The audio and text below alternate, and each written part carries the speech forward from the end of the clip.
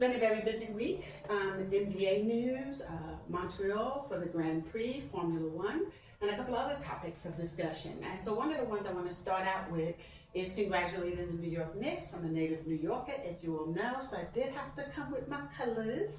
But that being said, I do believe, based on the history, that the San Antonio Spurs might pull this off and bypass Shy and OKC Thunders, and we'll see. So I also want to talk about some things that happened with Formula One this week and the Academy, the F1 Academy for female drivers. So let's first start and jump in on the NBA action. Congratulations on the New York Knicks. Let me start by saying this. There is a troller. It is New York Knicks mentality. He's not a troller, but he's definitely a New York Knicks diehard fan. He can be found on Twitter, the former Twitter X, at NY Mentality or New York Knicks Mentality. Look for that because he has been a diehard fan for years. Very disappointed in some of the tweets in which I have responded and or initiated. They include, but are not limited to, the following. And prior to the series in which they won against Atlanta, just as they did in 1999, I posted a history that dates back to 2000 and the history of the Final Four and the two that enter into the East and West Coast Challenge for the finals. So 26 years of history. So I went on that. And so let me give you some insight into why I believed what I submitted and presented is accurate. You know, the background is in sports sociology and research, and so that's what I rely on. Every commentator, analyst, respectfully, has his or her own mechanism in which they use, but I produce and I host and I research. So this is what I followed on. Walk you through this. San Antonio Spurs in the last 10 years have entered the Final Four for about 7 times already. Okay? But more compelling is how the East Conference has operated. In 2022, you had Boston and the Heat, and then you had the Heat and Boston, and then you had the New York Knicks and the Indiana Pacers, and then now you have the New York Knicks and the Cleveland Cavaliers. What is interesting from 2022 to 2026 is generally the loser of the Eastern Conference becomes the winner the following year. And so someone might ask a question or two as to how is that happening? That the Heat lose and then Boston wins, and then when Boston wins or loses, then Indiana comes back the following year against New York Knicks, and then the New York Knicks loses against the Pacers, and then they come back and they win against the Cavaliers. And so Donovan Mitchell, at best, if that reality and those statistics remain true, and which they are, undisputed, then there's no doubt Cleveland Cavaliers will be the Eastern Conference winners for 2027 season, right? And so when I utilize that, I also look to something else. And that is when the East Conference wins, what happens in terms of who they go up against for the West. Okay? And what we saw is clear, that they generally will lose against the West. We look at the last 2 to 3 calendar years, right? Okay, so now let's look at the Final Four. If we look at the history of the Final Four and go to Lisa Hampton _ on X, I put both JPEGs, both images up with the history. It would appear that what was going to happen is that it was supposed to be Cleveland and the San Antonio Spurs in the finals. That didn't happen as a result of a 4-0 blowout. And I don't know where James Harden was, a 17-year veteran. Every team you go on for the playoffs. I don't know what happens, but you didn't show up. You're definitely one of the best defenders in the league. I don't know what happened to you over the series, but I feel for Donovan. Donovan's a native New Yorker, so he could relate to the Knicks fan base, and he understands that in its entirety. But that being said, notwithstanding what he understands, he carried the team as best he could, but the rest of Cleveland did not show up. And I'm going to make this comment publicly, and I made it before. Years before Congress investigated the NBA, I started stating that there was going to be an investigation, that they were going to look into coaches, they were going to look into point shaving, etc., etc. One of the leaders in that space happens to be on the committee for the Energy Committee, along with Guthrie for Congress. He is Bob Latta, L-A-T-T-A. He's the deputy chair of the same committee that has initiated the investigation into the NBA. He's out of Ohio. I won't be surprised if he has some questions to ask about how a team that fared so well throughout their season, the regular season, did extremely well against the Lakers, ended up getting blown away by the New York Knicks. And I love the Knicks. I'm a native New Yorker. But you're definitely not the best team. You're not in terms of overall talent. Even respectfully, when we compare you to the 1999, you have Dennis Scott, Patrick Ewing, Childs, Ward.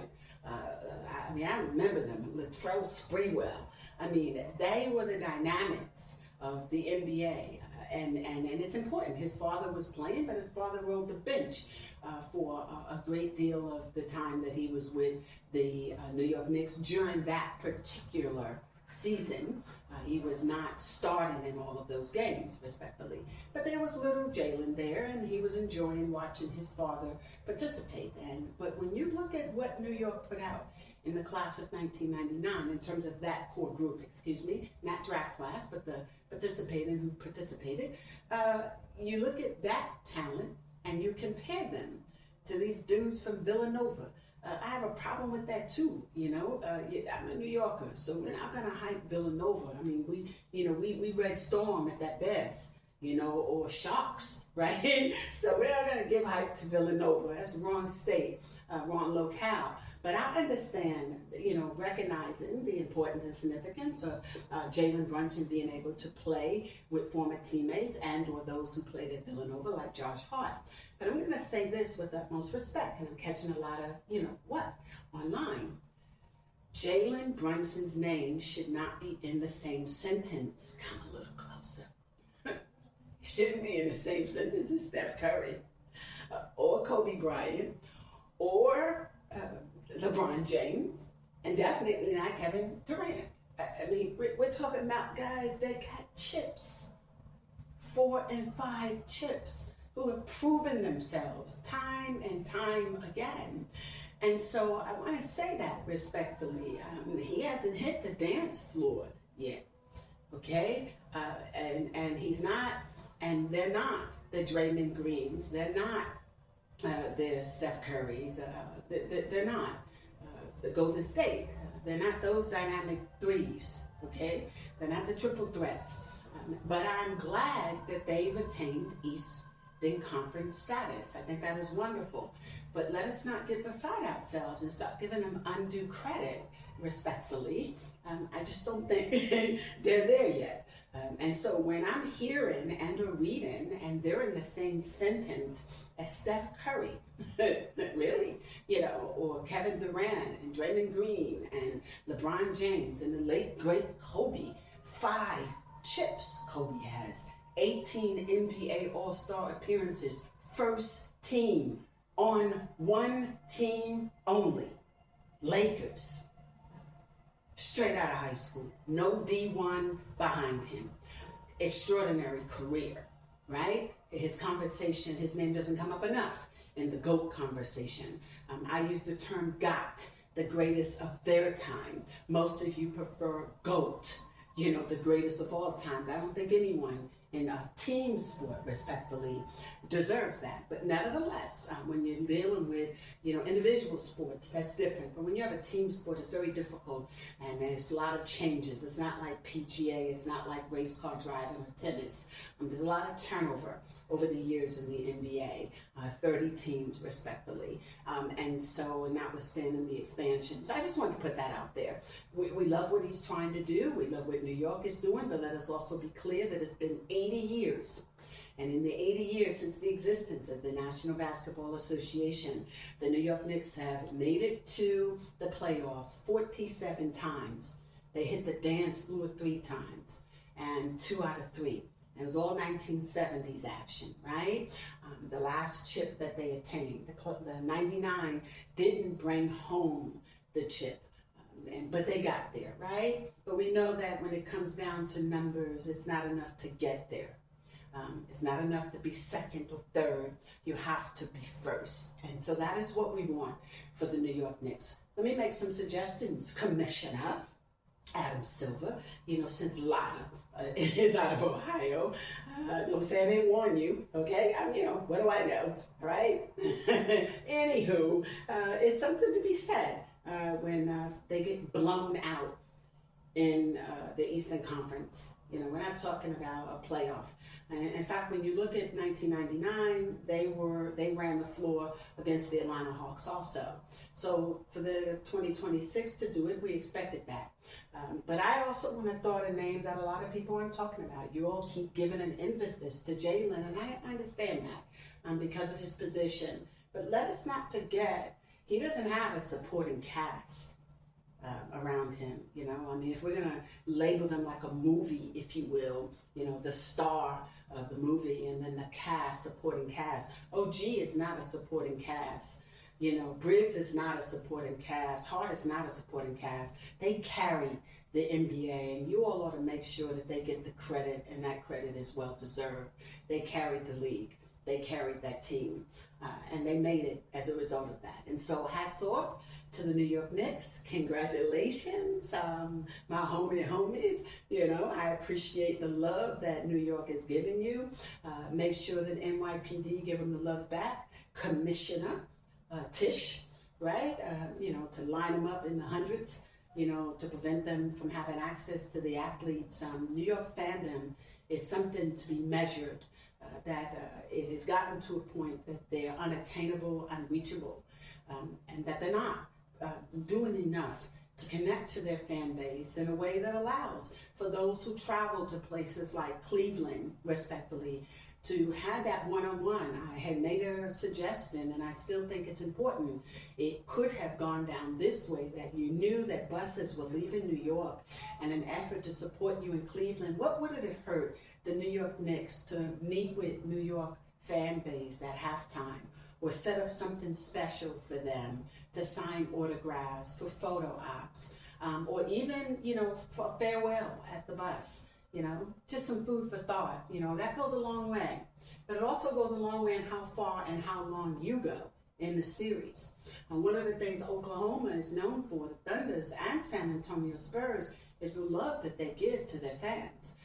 That the Wimbies and the like are able to connect respectfully, and they get out there, and their fans know who they are, and they don't make themselves unreachable, unattainable. And it's more than just optics, okay? And Popovich, he's well established and rooted in that space. MSG do the same. A lot of people in New York are not going to be able to afford to go see the New York Knicks play. Even trying to get credentials. Hello? Even trying to get those credentials is an issue too, respectfully. I don't know what we have to do, but nevertheless, media credentials should count for something, respectfully. How do we have to show up to ask for what we want, right? Okay, so imagine what our fan base has to do. Just some food for thought. So let me move along. I said earlier that it's not enough to be number 2. So let's go to Formula One. At P2 was Lewis Hamilton for the Grand Prix. I think it was great. He was representing Ferrari. And so that is something to be said, because the winner, everyone knows, is Andre Kimi. Antonelli, respectfully, 19 years old, 4-time champion of the racing Formula One family. Indeed, I know that George Russell, we had high hopes for him. He had trouble on lap 30. I was there. I loved it. I thought it was great. He had experienced some, engine trouble. They haven't been very public about exactly what transpired, but there were some high hopes for him. He represents Mercedes. I think this particular race, this Grand Prix in Montreal, happened to be one of the first times, respectfully, as much as we've been following it, where the actual garages were going neck and neck. them coming out of the Mercedes, right? A wonderful race, a great opportunity for exposure, but also for Lewis Hamilton to be able to show that this was an opportunity for him to make a significant comeback. He did very well, a P2, nevertheless. But when you look at what he did and how he was able to get where he did, it's something that's commendable. He didn't want to rely on simulators, and so he kind of went in on his own. So that makes his P2 status even more extraordinary. There was, again, a post that I put up. We do recognize Lewis Hamilton as being the only African American in Formula One, or black in Formula One. So we know that he's British. And there's some who deem him as African American. He's not African American. He was born and raised in the UK. Bubba is American, but he is with the motorsports. He's under Michael Jordan's brand. Formula One is a different family, respectfully, of race car drivers. They're not NASCAR. Okay, so let us not get them confused. A lot of people do. But interestingly enough, he has been marketed for decades, from at least maybe the last 12 years or so, if I'm right. Could be wrong, since he started out, and then that would include amateur and professionally, as being the black race car driver. So it was interesting that Formula One Network, as well as, and I know you hear the cars revving up, right? That's good.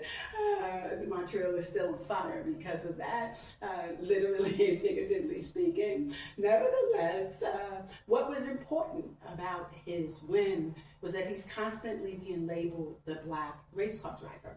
But during the broadcast and also on social media, Formula One took great effort to show his mother, Carmen. Carmen is his biological mother. Linda is the stepmother, and she identifies as black. But Carmen is a Caucasian woman. And so I thought it was interesting that here we're constantly stating that we have this black driver, but then you showcase here, this is his mother. So I don't know if Formula One was sending a message. I don't know how to interpret that, but I do know I got a lot of flack from his online fan base. he has a hive also, okay? And so his hive fought back, and I've been blocking you, and blocking out the background noise. This is what I do, like it, love it, or hate it. I don't care. I said what I said. Does he get to cap, when he wants to? What was the purpose and significance of them constantly identifying him as the black driver, but then you showcase here he is with his mom? And I think that's fine. He's biracial. And so let us respect that. And let us not get caught up with the 1857 Dred Scott decision of the Supreme Court of the United States. He's from the UK. So one-drop rule doesn't apply anyway, respectfully or legally, or figuratively speaking. But since everyone went out their way to constantly remind us, that he's the black driver, then I don't think it's fair to do that and say that, and then to code switch, midway through the races and say, now he's P2, now he's a winner, look who his mother is. So I don't know if that was subliminal messaging or if it just happened to be she's in the garage. A lot of times when wives or girlfriends and others are in the garage, they are showcased, okay? Who we did not see in the garage was his father. And that would have been nice to have had his family there. I think someone mentioned that they didn't see Linda there, maybe not. I know they didn't show her, and I didn't see her. And so I don't know the particulars around it, and I don't run a gossip channel, okay? But nevertheless, so I know you all expected me to throw out Drake's lyrics from Iceman. Enough said. If you haven't heard it, Drake kind of comes for, Lewis Hamilton about, I thought you liked fancy cars, but you ended up with an old car with a lot of mileage, I say nothing else, respectfully. I'm in Canada. So we gotta recognize Drake. At least that's what they say. They the North.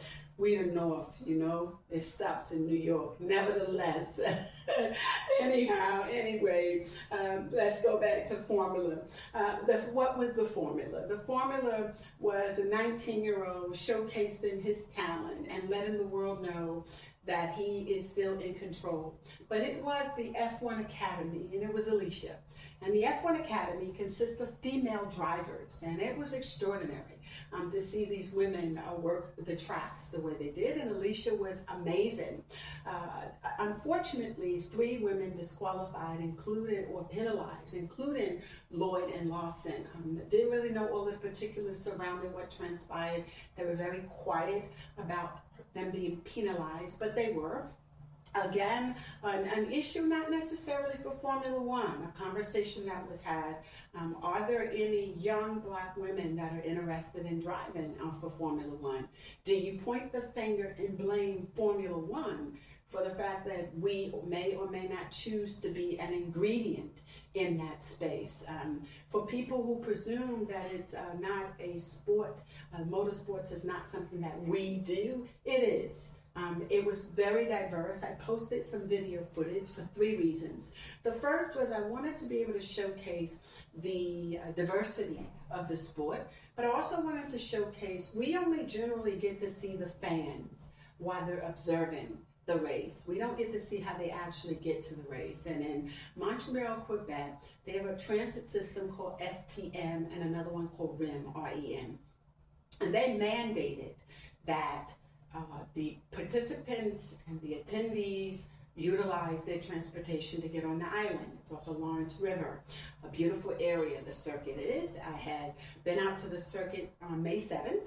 Before the races, I posted that on Lisa Hampton _ so check that out if you can. It's just a self-care day. I kind of went out there to see what's out there, what's going on, know my way around the park. Respectfully, it's a beautiful park, and so to go back on a day that they had conducted the actual race was a very great opportunity for me to be able to see what do people have to do to get here. We hear a lot about the paddock. We hear a lot about Cosmos. People paying $10, $15, $11, $20,000 to be there, paddock, to be in the Cosmos. We hear about the after parties, but what about everyday people who save up their money all year long to make an investment so that they, in fact, could be there? And those were the people I wanted the opportunity to speak with. Those were the people I wanted to observe what it took for them to get there. I wanted to have an opportunity to see what a ground pass experience was like. And so there are 3 different videos that I posted, and the ground pass is for those who are going to pay about $195 CAD, which is Canadian dollar. That is $169 US. And so that's what they pay to bring their family and their children out per person with lawn chairs and the like. But most of them are not entitled to official programs. So I gave a little checklist of things to Formula One that I thought is important. It's those families that's on the ground pass that should have had an opportunity to receive respectfully official programs. The official programs were supposed to be sold. They were not. But what would it have hurt to give those core groups, those working families, an opportunity to be a participant, but get the t-shirt and a program? At 195 CAD, you guys could have done that for them, but they weren't entitled to that. The programs were reserved respectfully for those who were in the grandstand, meaning those who were seated, and obviously those who would be in what we call the skybox. They call it paddock or Cosmo, and so that's where they got to stay. And so that is what my wrap-up is for this week in sports. I want us to chime in to see what's going to happen and go forward. Again, congratulations to the East Coast Conference champions, the New York Knicks. We're now waiting to hear who's going to be the East Coast champion for the NHL for hockey. Right now, it's Canadian Montreal, and they are against the North Carolina Hurricanes. And so I like to post up both flags and say it's a battle of the Americas, respectfully, for the East Coast Conference, and to see what happens there. The series right now is 4-2. And so let's see what happens. Canadians have been winning. They have been very successful. Go Habs, go. But the Canes have been equally successful in this run and this journey for the Eastern Conference. So by the time I check back in with you all and you check back in with me, we'll find out who's winning everything, who's got that victory. Congratulations, New York Knicks. Hi.